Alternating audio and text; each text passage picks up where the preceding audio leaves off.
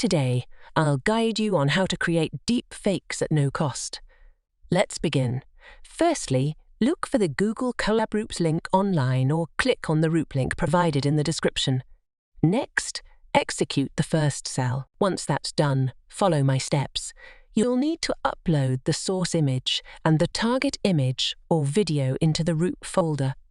Then, rename the files and their extensions as per your preference and run. Once the process is complete, you can download your deep fake.